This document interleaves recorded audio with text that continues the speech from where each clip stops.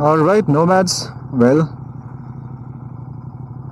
a couple of days ago, I had put out a video on my channel which was about rev matching, how to do rev matching properly on your motorcycle.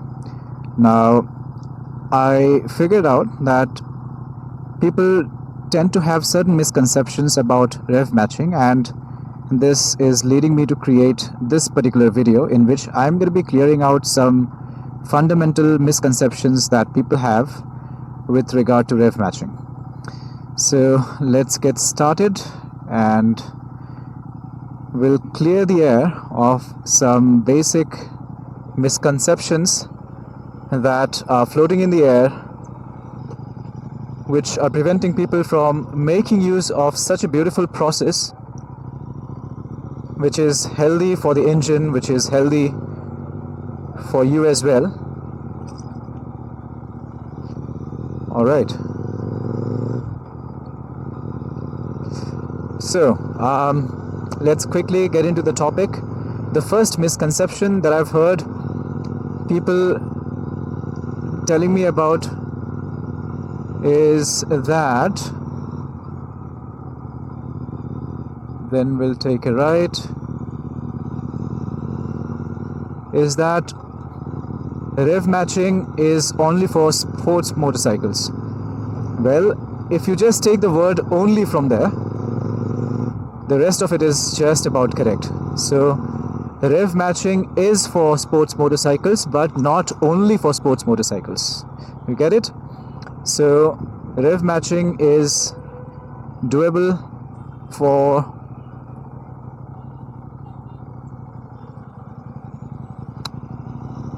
any geared vehicle. So whether it's your regular motorcycle or your four-wheeler, you can go about engaging in rev matching. Alright, so myth number one busted, which is rev matching is only for sports motorcycles and cars. No, it's not true. Second misconception that's floating around in the air is that rev matching decreases the fuel efficiency or causes more fuel consumption. Well, that's such a big misconception, because when you are riding your motorcycle smoothly, the best that it can do is increase your fuel efficiency. So by doing rev match, you are only going to increase your fuel efficiency if that's a bother that you have with fuel consumption. Rev matching does not increase the fuel consumption of your vehicle. So please clear this of rev matching. Myth or misconception number three.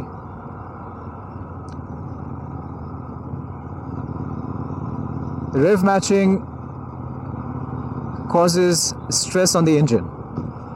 Well, you cannot be farther from the truth if you believe that rev matching puts stress on the engine. The whole idea with which we perform the process of rev match is to allow for a smoother downshift and to cause lesser stress on the engine. So in no way are you going to tense the engine by doing a rev match. Alright, so please save yourself from this particular misconception as well. What else? Let us see.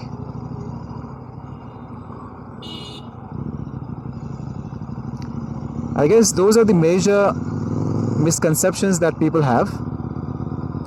Now, if you clear yourself of these misunderstandings, in one other video I'm going to tell you how to do clutchless upshifts. So when we are rev matching, we are basically doing a downshift, a smoother downshift, and then there is a process which I'll teach you, which I'll show you,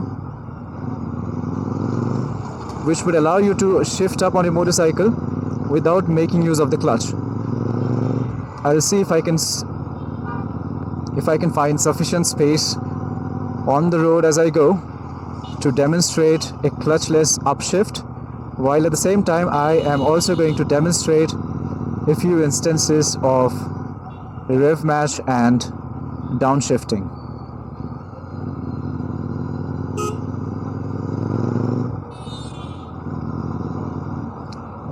Currently it's about 12:30, so can't really expect the road to be very empty at this time.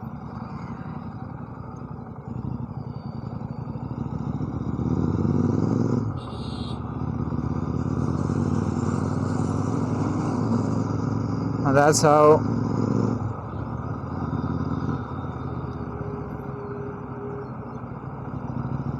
a regular Sunday Bangalore looks like.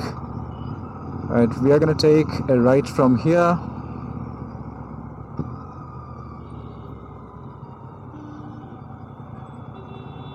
By the way, I just did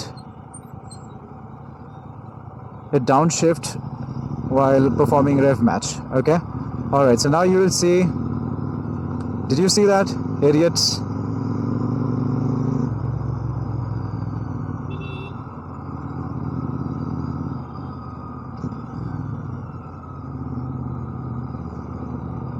Now, how to understand if your rev matching is happening perfectly?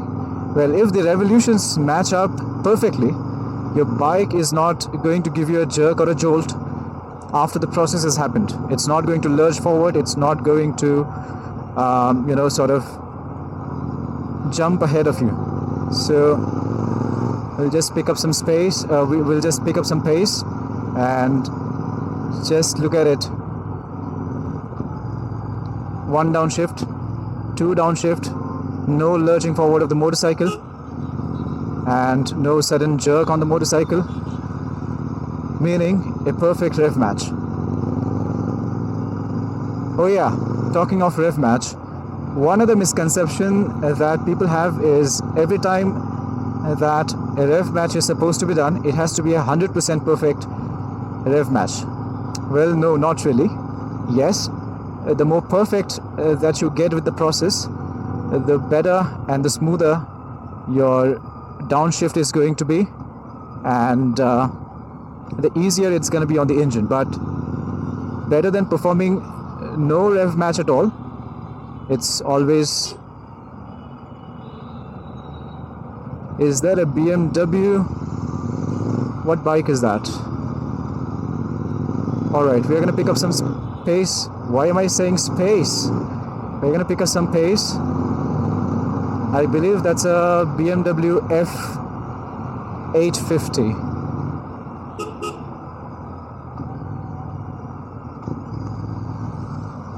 So now that I don't have a camera pointing at my gear lever, just by the sound of it, you will be able to make out whether I did a downshift or not, because each time a downshift with rev match happens, you will hear the engine going boom, boom. That is a characteristic of a rev match.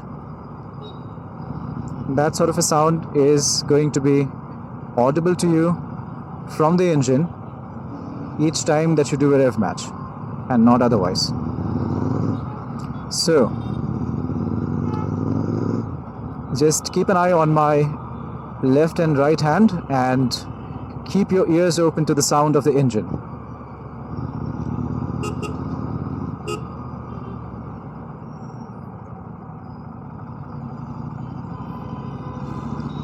And by the way, that's how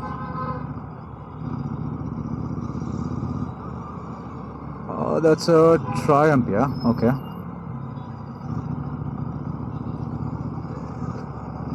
I'm still thinking to myself whether I would need a bigger adventure bike for taking me to places.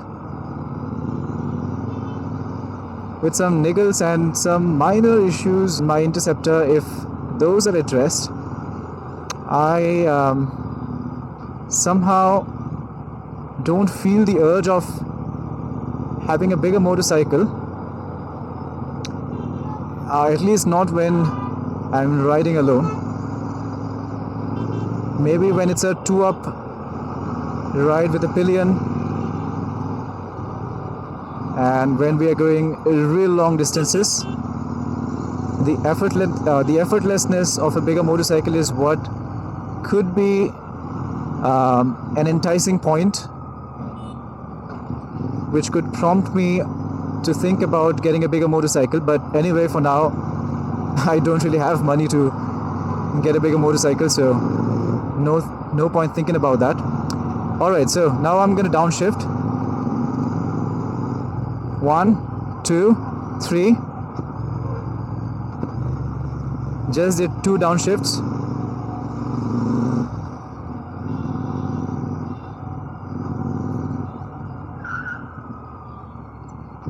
क्या पागल बंदा है यार.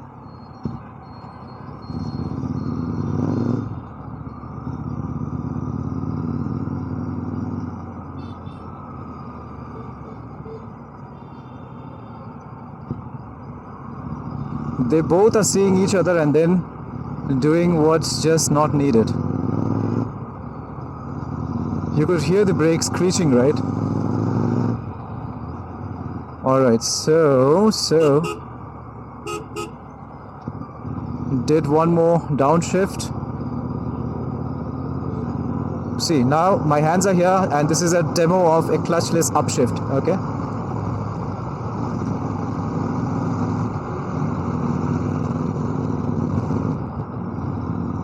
So, 2 upshifts done without the need for a clutch.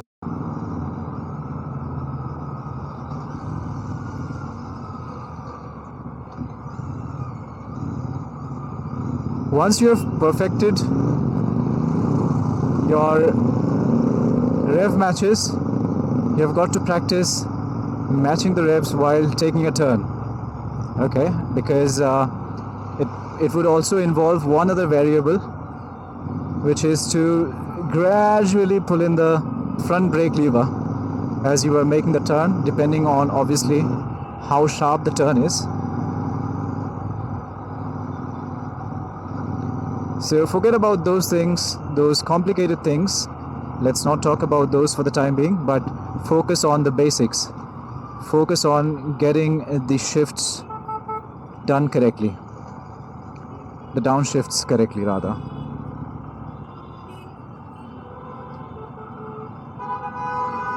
Wow, man. Wow.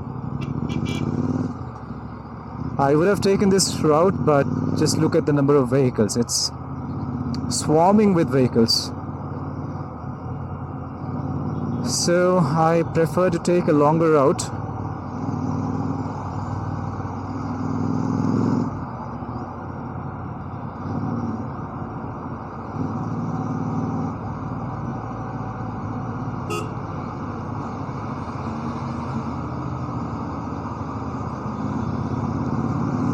Always make use of your indicators when you are riding on these sort of highways. Always let the person know behind you what your plans are. Otherwise, if someone comes and tokes you, someone comes and bashes your bum, do not exonerate yourself from the crime. You are just as much an accomplice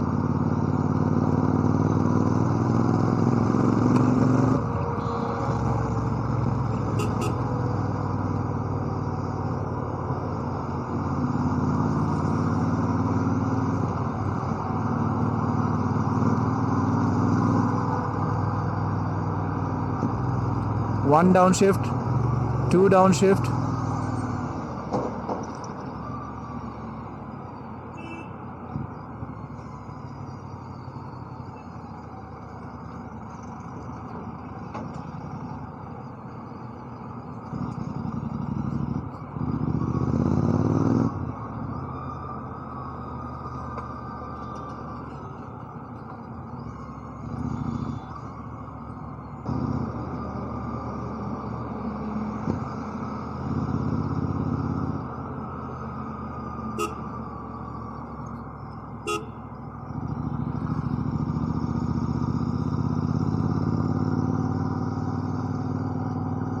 Alright, so I guess that's pretty much about it for this video. If you liked it, if it added any value to your life, I would be glad if you could give me a big thumbs up. And if you're new here, don't forget to subscribe to the channel and hit the bell icon. And lastly, the comment section is your real estate to make use of, so feel free to do so if you have any questions or concerns, or if you just like to as much as shower some motivation, please do it. This is the Rolling Nomad signing off for now.